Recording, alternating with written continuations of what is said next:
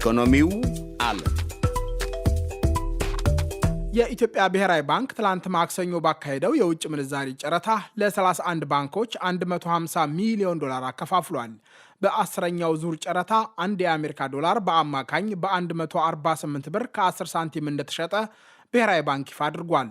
በተያዘው በጀት ዓመት ወደ ብሔራዊ ባንክ የሚገባው የውጭ ምንዛሪ እየጨመረ በመምጣቱ የዋጋና የውጭ ክፍያ መረጋጋት ዓላማዎቹን ለመደገፍ ከፊሉን ለባንኮች እንደመደበ አስቀድሞ ገልጾ ነበር። የፋይናንስ ባለሙያው ዶክተር አብዱል መናን መሐመድ ግን ጨረታው በባንኮች ዘንድ የውጭ ምንዛሪ እጥረት መኖሩን እንደሚጠቁም ይናገራሉ። ብሔራዊ ባንክ ኦልሞስት ሬጉላር እንዳለው ጨረታ ወጣለው ማለቱን ትቶት ችግሮች ሲፈጠሩ ወይም የውጭ ምንዛሪ በትይዩ ገበያ ከፍተኛ ሁኔታ ሲጨምር እሳን ለማጥፋት መረባረብ ተመኑ ብቻ አይደለም፣ ያገኙትንም ባንኮች ቁጥር ጨምሯል። 31 ባንኮች ናቸው። ይሄ ማለት ልማት ባንክ ብታወጣው ሙሉ ባንኮቹ ማለት ነው። እና አጠቃላይ በኦፊሻል ገበያ ላይ የውጭ ምንዛሪ እጥረት እንዳለ ነው የሚያመላክተው።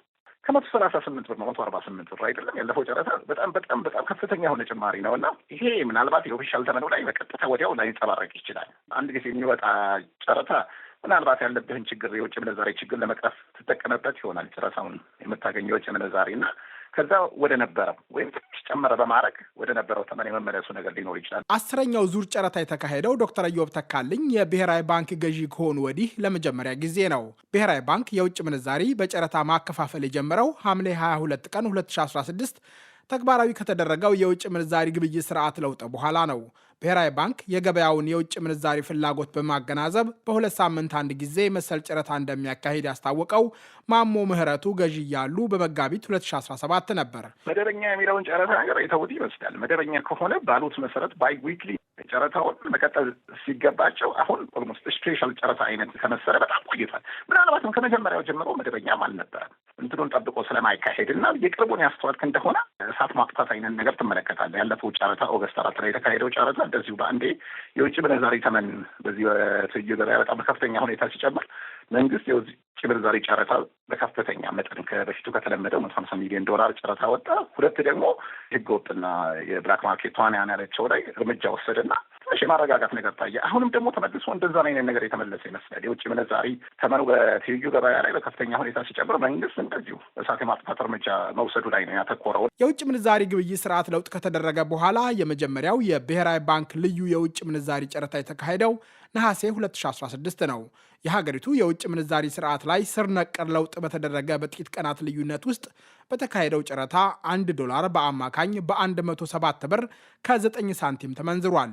በጨረታው 27 ባንኮች መሳተፋቸውን ያስታወቀው ብሔራዊ ባንክ በወቅቱ ያከፋፈለው የዶላር መጠን ምን ያክል እንደሆነ ሳይገልጽ ቀርቷል። ብሔራዊ ባንክ በመስከረም 23 ቀን 2017 ባካሄደው ሌላ ጨረታ $175 ሚሊዮን የሸጠ ቢሆንም ገንዘቡ ከነዳጅ ግዢ ጋር ለተያያዙ ክፍያዎች ብቻ የተመደበ ነበር። በወቅቱ የብሔራዊ ባንክ ገዢ የነበሩት ማሞ ምህረቱ በባንኮች በሚከወነውና በትይዩ የውጭ ምንዛሪ ገበያዎች መካከል ያለው ልዩነት ወደ 5 በመቶ መውረዱን ጠቅሰው የውጭ ምንዛሪ ስርዓት ላይ የተደረገው ለውጥ እጅግ አዎንታዊ ጅማሮ እንዳሳየ ገልጸዋል። የኢትዮጵያ ብሔራዊ ባንክ ከዚያ በኋላ ባካሄዳቸው 9 ጨረታዎች በአጠቃላይ $690 ሚሊዮን ለባንኮች አከፋፍሏል። ባንኩ ይፋ ባደረጋቸው መረጃዎች መሰረት በአንድ ጊዜ ለጨረታ የቀረበው ዝቅተኛ የገንዘብ መጠን $50 ሚሊዮን ሲሆን ከፍተኛው $150 ሚሊዮን ነበር። ለምሳሌ ያለፈው ጨረታ ላይ ፓራሌል ማርኬት ላይ ተዋንያኖቹ ላይ መንግስት እርምጃ ስለወሰደ የተወሰነ የመቀነስ ነገር ነበረ። የአሁኑ ላይ ደግሞ ምንም ውጤት የለውም እና ጨረታዎቹ እንደው ያመጡት ለውጥ የለም። የፓራሌል ገበያውም እየወጣ ነው። ኦፊሻል ገበያ ተመኑ ደግሞ እየወጣ ነው። በሁለቱ መካከል ያለው ልዩነት ምናልባት አሁን 15% አካባቢ ነው። ይሄ ደግሞ ረጅም ጊዜ የነበረ ልዩነት ነው እና ምንም ማሳካት አልተቻለም። አንደኛው ምክንያቱ እንደተባለው ሬጉላር ወጥ በሆነ መልኩ አለመከተላቸውም ሊሆን ይችላል። ያንን ለማድረግ ደግሞ ብሔራዊ ባንክ ከፍተኛ የሆነ የውጭ ምንዛሪ ክምችት ሊኖረው ይገባል። ኢትዮጵያ በገበያ ላይ ወደ ተመሰረተ የውጭ ምንዛሪ ስርዓት የተሸጋገረችው የወጪ ንግድ ሚዛን ጉድለትን ለማድረቅና የውጭ ምንዛሪ እጥረትን ለመቅረፍ በማሰብ ነው። ሽግግሩ የብር የመግዛት አቅምን በማዳከም የዜጎችን ደሞዝና ቁጠባ ቢሸረሽርም የብሔራዊ ባንክን የውጭ ምንዛሪ ክምችት ለማሳደግ አግዟል። በብሔራዊ ባንክ መረጃ መሰረት ባለፈው ዓመት የውጭ ምንዛሪ ፍሰት ወደ $32 ቢሊዮን ያደገ ሲሆን ከወጪ ንግድ ሸቀጦች $8.3 ቢሊዮን፣ ከአገልግሎት የወጪ ንግድ 8.5 ቢሊዮን ዶላር፣ ከግል ሐዋላ 7.1 ቢሊዮን ዶላር ተገኝቶ ነበር። የኢትዮጵያ መንግስት በተለይ ከወጪ ንግድ የሚያገኘውን ገቢ በተያዘው ዓመት ወደ 9.4 ቢሊዮን ዶላር የማሳደግ እቅድ አለው። ባለፉት 3 ወራት ከወጪ ንግድ የተገኘው ገቢ የማክሮ ኢኮኖሚ ማሻሻያ ውጤታማ መሆኑን እንደሚያሳይ የንግድና ቀጠናዊ ትስስር ሚኒስትሩ ካሳሁን ጎፌ በትላንትናው ዕለት ተናግረዋል። የውጭ ንግድ አፈጻጸም በአንደኛ ሩብ ዓመት ብቻ ኢትዮጵያ 2.48 ቢሊዮን የአሜሪካን ዶላር ገቢ አግኝታለች። ከአምና ተመሳሳይ ወቅት ጋራ የ980 ሚሊዮን ዶላር ገደማ ብልጫ አለው። የዕቅዱን 117% መፈጸም ተችሏል። ይሄ በአገር ደረጃ እያደረግን ያለነው የማክሮ ኢኮኖሚክ ሪፎርም ውጤት ማሳየት መጀመሩን ብቻ ሳይሆን የአንድ ጊዜ ውጤት አለመሆኑ ኮንሲስተንሲ እና ኮንቲኒቲ ያለው በሆነ ጊዜ ላይ የሚቆም ወፍ ዘራሽ ውጤት ሳይሆን በ2017 የመጣውን የ8.3 ቢሊዮን የአሜሪካን ዶላር ገቢ ግኝት በ2018 የያዝነውን የ9.4 ቢሊዮን ዶላር ማሳካት እንደምንችል ከወዲሁ ውጤቱ አመላካች ሆኗል ማለት ነው። ይሄ ጊዜ ብዙ ጊዜ በኤክስፖርት ወጪ ንግድ ላይ የምንሰራ ሰዎች የምንለው ወጪ ንግድ የሚቀዛቀዝበት ጊዜ ነው። በዓላት የነበሩበት የመስቀል በዓል፣ ኢሬቻ፣ በተለያዩ አካባቢዎች አዲስ ዓመት የሚከበርበት በተለያዩ ስያሜዎች ኢትዮጵያ አዲስ ዓመት፣ ክረምቱ በራሱ ለትራንስፖርትና ሎጂስቲክስ ቅልጣፌ ብዙ ኤክስፖርት የሚነቃቃበት ጊዜ አልነበረም። ግን ውጤቱ በጣም ከፍተኛ ውጤትና ከእቅድ በላይ ማሳካት ተችሏል። የኢትዮጵያ ብሔራዊ ባንክ 10ኛ ጨረታ ያካሄደው በትይዩ ገበያ የብር የምንዛሪ ተመን ዶላርና ፓውንድን ከመሳሰሉ መገበያ ገንዘቦች አኳያ በከፍተኛ መጠን በተዳከመበት ወቅት ነው። 1 ዶላር ሰሞኑን ከቦታ ቦታ የሚለያይ ቢሆንም በትይዩ ገበያው እስከ 180 ብር ሲሸጥ ቆይቷል። በዚሁ ትይዩ ገበያ ዩሮ እስከ 187 ብር ገደማ እየተመነዘረ እንደነበር ዶይቼ ቬለ ለመገንዘብ ችሏል። የኢትዮጵያ መንግስት የውጭ ምንዛሪ ግብይት በአቅርቦትና ፍላጎት እንዲከወን በሐምሌ 2016 ሲወስን ለአጭር ጊዜ የውጭ ምንዛሪ እጥረት ቢቃለልም በባንኮችና በትይዩ ገበያው መካከል ያለው ልዩነት መስፋት የጀመረው በጥቂት ወራት ልዩነት ውስጥ ነው።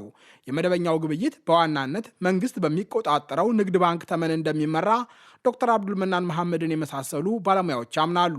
ንግድ ባንክ በዛሬው ዕለት አንድ የአሜሪካ ዶላር 141 ብር ከ60 ሳንቲም ገደማ ገዝቶ 144 ብር ከ43 ሳንቲም ገደማ የሚሸጥ ቢሆንም በገንዘብ መላኪያ መተግበሪያዎች በኩል ለሚፈጸም ዝውውር 1 ዶላር ከጉርሻ ጋር በ154 ብር ከ43 ሳንቲም ይመነዘራል። የምንዛሪ ተመናቸው ከንግድ ባንክ ጥቂት ልዩነት ቢኖረውም አዋሽ ባንክና አቢሲኒያ ባንክ 9 በመቶ ጉርሻ ይሰጣሉ። ዶክተር አብዱል መናን ሀገሪቱ የምትከተለው የገንዘብ ፖሊሲና የወቅቱ የኢኮኖሚ እንቅስቃሴ ለትይዩ ገበያው መነቃቃት የራሳቸው ሚና እንዳላቸው ያስረዳሉ። ኢኮኖሚ እንቅስቃሴ በዚህ ወቅት ይጨምራል። በተጨማሪም ባንኮች ብድር የመስጠት አቅማቸውን ከፍ እንዲል ባለፈው የብሔራዊ ባንክ የገንዘብ ፖሊሲ ወስኖላቸዋል አይደለም። ይሄ ማለት ብዙ ሰዎች ብድር የማግኘት ነገር አለ። ብድር ማግኘት ነገር ካለ ኢምፖርት የማድረግ ፍላጎት ይኖራል። ኢምፖርት ደግሞ ልታደርግ ወደ መደበኛው ገበያ በምትወጣበት ሰዓት የውጭ ምንዛሪ በበቂ ሁኔታ ማታገኝ ከሆነ ትይዩ ገበያ መፈለግ አይቀርም። ሁለተኛ እንደነ ካፒታል አካውንት ዝግ መሆን ነው። ብዙ ሰዎች ለምሳሌ ከሀገር ንብረታቸው ማውጣት ቢፈልጉ በመደበኛው ገበያ ማውጣት አይችሉም። በተለያየ ምክንያት ሀገር ሊያወጡ ይፈልጉ ይሆናል። የሀገሪቱ አለመረጋጋት አንድ ምክንያት ሊሆን ይችላል እና ሜን ምክንያቶች ካፒታል አካውንት ዝግ መሆኑና ኦፊሻል ገበያው በበቂ ሁኔታ የውጭ ምንዛሪ ማቅረብ አለመቻሉ ነው። መንግስት ትይዩ ገበያውን ለመቆጣጠር ባለፉት ወራት ተከታታይ እርምጃዎች ለመውሰድ ሙከራ አድርጓል። እርምጃዎቹ በተወሰዱባቸው ወቅቶች በትይዩ ገበያ የምንዛሪ ተመን የመረጋጋት አዝማሚያ ቢያሳይም ተመልሶ ሲያንሰራራ በተደጋጋሚ ታይቷል። እንዴት ሞክረዋል? በዘመቻ መልኩ የተወሰነ ድንጋጤ ተፈጥሯል። የተወሰነ ብር ይቀንሳል። በጀስ 100% እኮ አታጠፋውም። የተወሰኑ ሰዎች ነው ልታሰር የምትችለው። እርምጃ የተወሰደባቸው ሰዎች የሆነ ጊዜ መመለሳቸው አይቀርም። ግን ቢያንስ ያሉ ሰዎች ሞር ሪስክ ስለሚወስዱ የሚገርመው የባሰ ያብሱታል። ሞር ትርፍ ይፈልጋሉ፣ ያብሱታል። እና እንደው ክሪሚናላይዝ ማድረጉን ትተውት ሞር እዛ አካባቢ ኦፊሻል ማርኬቱ ላይ የውጭ ምንዛሪ በቂ ሁኔታ እንዲኖር ማድረግ ነው። ያ እንዳልኩ ደግሞ ሪል ኢኮኖሚው ላይ መስራት ነው። አለበለዚያ የትይዩ ገበያው ከፍተኛ የምንዛሪ ተመን የግል ሐዋላን ከመደበኛው ስርዓት የበለጠ የሚያሸሽ ይሆናል። በመደበኛና በትይዩ ገበያዎች መካከል የሚፈጠር ሰፊ ልዩነት ሀገሪቱ ለምትፈልገው ቀጥተኛ መዋለ ንዋይ እንቅፋት የሚሆን ነው። እሱ ደግሞ በሌሎች በኛም የወሰነ ሰሞኑን የአሜሪካ መንግስት የስቴት ዲፓርትመንት ያወጣው ሪፖርት ካየሁ ኮስታትም ጥሩ የሚለው አይደለም እና ፎሬን ዳይሬክት ኢንቨስትመንት የሚመች ሁኔታ ያለ አይመስልም። ሀገሪቱ ውስጥ የሴኩሪቲ ሁኔታ አስተማማኝ አለመሆን፣ የንብረት ባለቤትነት አስተማማኝ አለመሆን፣ የመንግስት የአገልግሎት አሰጣጥ ጥሩ አለመሆን፣ እነዚህ ነገሮች ተደራርበው ለፎሬን ዳይሬክት ኢንቨስትመንት የሚመች አይደለም። በባንኮችና በትይዩ ገበያው መካከል ያለው የምንዛሪ ተመን ልዩነት የሚያስከትለው የውጭ ምንዛሪ እጥረት ለኢንቨስትመንት እንቅፋት እንደሚሆን ከጥቂት ሳምንታት በፊት የአሜሪካ ውጭ ጉዳይ መስሪያ ቤት ይፋ ያደረገው የኢትዮጵያ የኢንቨስትመንት ከባቢ መግለጫ ይጠቁማል። ለአሜሪካውያን ኩባንያዎችና ባለወረቶች የተሰናዳው መግለጫ በመላ ኢትዮጵያ በተለይም በአማራና በኦሮሚያ ክልሎች በመካሄድ ላይ የሚገኙ ግጭቶች፣ ስጋት የፈጠረው የትግራይ የፖለቲካ ውጥረት፣ ደካማ የንብረት ባለቤትነትን የመሳሰሉ ጉዳዮች ለባለወረቶች ችግር እንደሚሆኑ ያሳየ ነበር። ከዚህ በተጨማሪ በውጭ ኩባንያዎች ላይ የሚጣል ብዙና ጥያቄ የሚያስነሳ ግብር፣ ደካማ መሰረተ ልማትና ሎጂስቲክስ፣ እንደዚሁም ለመንግስት የልማት ድርጅቶች የሚያደላ ስርዓት ለአሜሪካና ሌሎች የውጭ ባለወረቶች ገበያውን አመቺ እንደማያደርገው ሰነዱ አትቷል። አድማጮች፣ የዛሬው መሰናዶ ተጠናቀቀ። እሸቴ በቀለ ነኝ። ጤና ይስጥልኝ።